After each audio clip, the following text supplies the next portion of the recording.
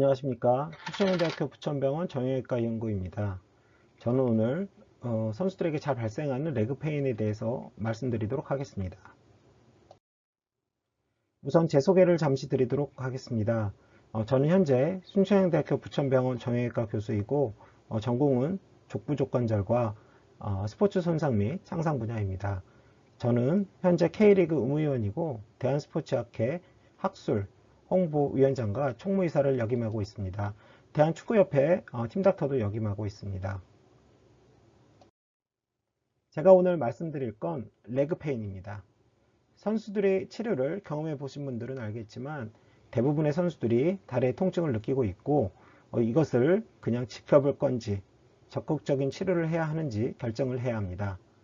이러한 결정을 위해서 근본에는 다리 통증이 왔을 때 어떻게 접근하면 좋을지 말씀드리도록 하겠습니다.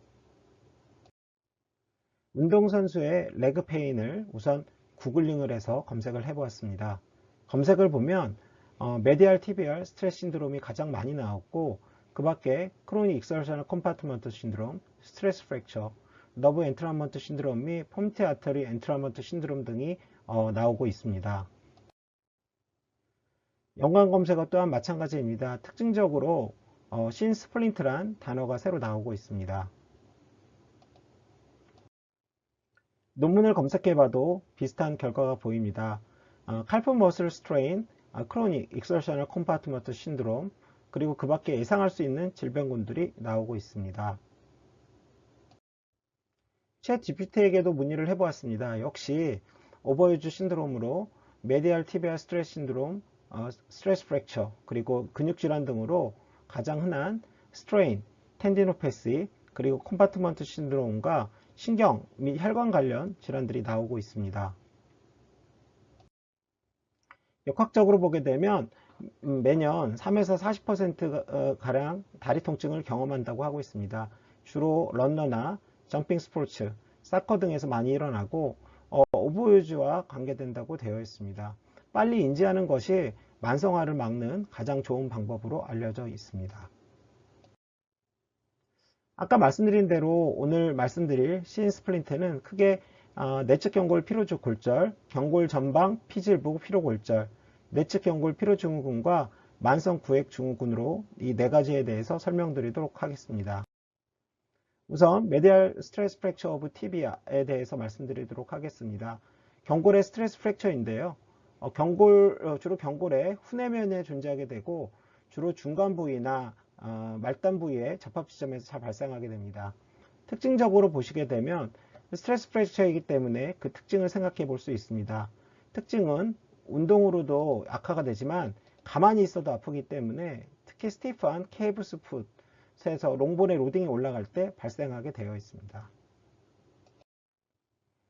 원인 또한 상식적입니다. 단시간 훈련거리 현저히 증가, 훈련기간, 즉 로딩이 올라갈 때 많이 발생하게 되고요. 생력학적 문제, 반복적으로 반복되는 충격, 레즈 이런 것들도 큰 원인들이 되게 됩니다. 치료 계획은 우선 이런 거를 줄일 수 있는 방법들인데요. 대표적으로는 충분한 휴식이 필요하고 로딩을 줄일 수 있는 만한 방법이 있습니다. 보조적인 요법으로는 공기압 보조기라든가 수영 사이클 등의 롱본의 로딩을 줄일 수 있는 운동을 하는 것이 바람직하다고 보시면 될 것 같습니다. 재발의 방지가 중요한데요. 이 원인이 과도한 훈련이 원인인지 혹은 피로골절을 야기하는 생력학적인 원인인지를 우선 파악을 하시는 게 좋습니다. 과도한 원인이라면 훈련을 줄여야 되고 생력학적 원인이라면 그런 바이오메카니컬한 문제들을 교정할 수 있는 방법들을 찾아야 치료가 되게 됩니다. 두 번째로 스트레스 프랙처 오브 더 안테리어 콘텍스 오브 티비아, 티비아의 안쪽에 생긴 스트레스 골절입니다. 아까도 말씀드린 대로 티비아의 스트레스 골절은 스트레스가 올라갈 만한 문제가 될 때 발생하게 되고요. 티비아의 안테리어 같은 경우는 디스트랙션 폴스가 먹는 곳이기 때문에 골류압이 생각보다 굉장히 발생하지 않게 됩니다. 그래서 굉장히 예후가 떨어지게 돼서 이런 쪽은 주로 수술을 하는 경우가 많게 됩니다. 치료는 우선 아까 말씀드린 거와 마찬가지로 스트레스 골절이기 때문에 압력이나 로딩을 줄일 수 있는 공기압 보조기 같은 치료가 있고 분류압이 잘 발생하기 때문에 수술을 하는 경우가 꽤 많습니다. 세 번째로는 메디알 티비아 스트레스 신드롬이라고 해서 신스플린트의 대표적인 질환입니다. 이 병은 골절은 아니고요. 경골과 근육 사이의 근막 또는 골막의 손상과 염증 등으로 발생하게 됩니다. 따라서 그쪽으로 쭉 통증이 일어나거나 검사도 또한 압통이 특징적입니다. 이 질병은 골막의 염증이기 때문에 특징적으로 준비 운동을 많이 하면 통증이 나아지고 오히려 운동할 때보다 운동 후에 통증이 더 심해지는 문제들이 있습니다. 이 병은 골절은 아니면서 스트레스를 증가시킬 만한 경우에 발생하게 되고요. 바이오메카니컬하게는 풋의 프로네이션과 플랫풋이 동반된 경우 메디알 티비아의 스트레스가 증가하게 됩니다. 이러한 상태가 지속되면서 메디알 티비아 스트레스 신드롬이 발생하게 됩니다. 본스캔상에서는 특징적으로 이 메디알 쪽으로 이렇게 핫업테이크가 쭉 연속되어 있는데 전형적인 메디알 티비아 스트레스 신드롬의 뼈스캔 영상이라고 보시면 될 것 같습니다. 치료는 우선 근막에 염증이 생기니까 스트레칭 등 준비 운동을 한다거나 휴식, 엔세드 등으로 치료를 하게 되고요.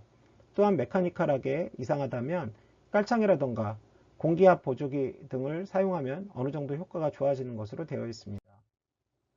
마지막으로 만성 운동성 구획 증후군이라고 해서 CECS라고 합니다. 즉 아까 말씀드린 대로 컴파트먼트가 있는데 이 컴파트먼트에 압력이 올라가면서 발생하게 됩니다. 그래서 이 압력을 낮출 수 있는 방법이 좋은 치료 방법이고요.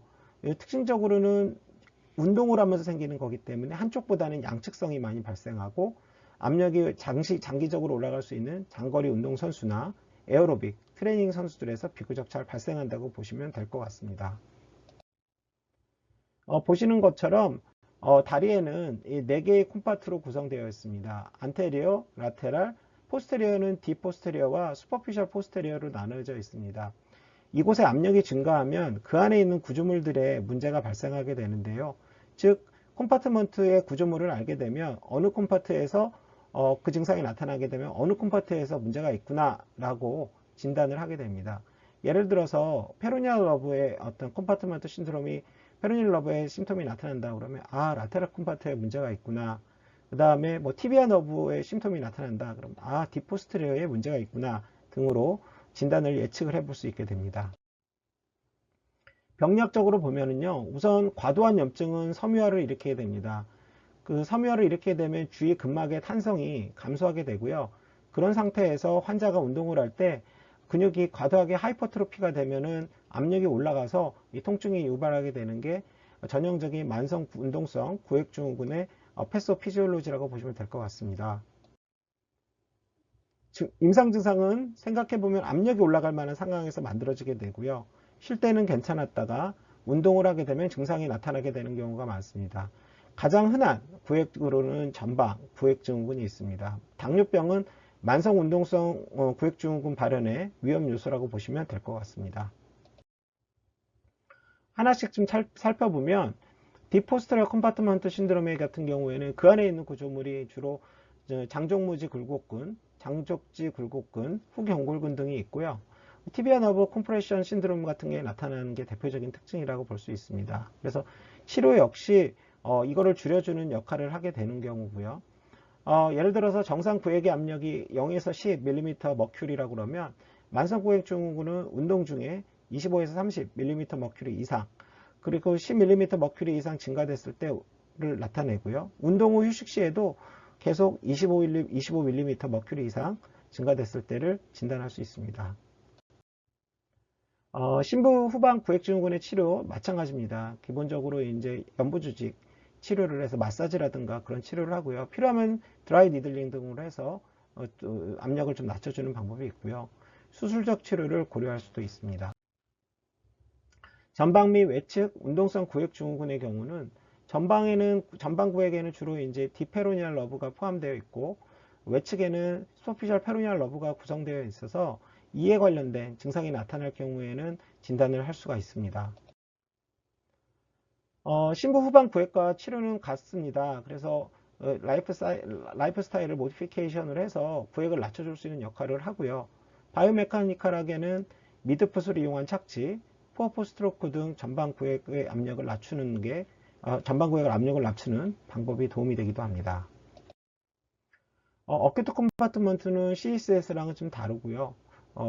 정형외과적인 응급이기 때문에 빠른 치료가 필요하고 수술적인 치료가 시술을 빨리 해야 되는 경우가 많게 됩니다.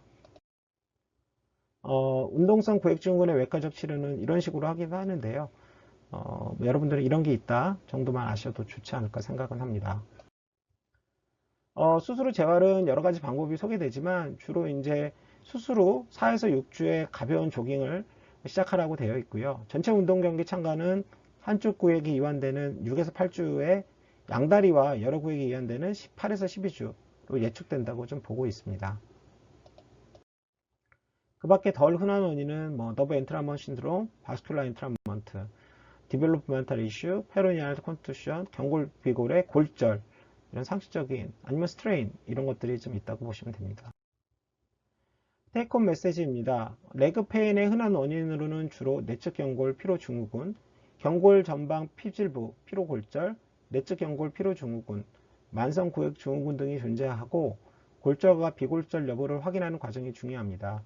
골절의 경우 골절에 대한 진단 및 치료를 고려해야 하고 내측 경골 피로 증후군의 경우는 충분한 휴식과 비수술적 치료 및 보조기 등과 함께 충분한 준비 운동이 필요합니다. 마지막으로 만성 구획 증후군의 경우는 압력 측정이 중요하며 필요 시에는 수술적 치료가 도움이 됩니다. 경청해 주셔서 감사합니다.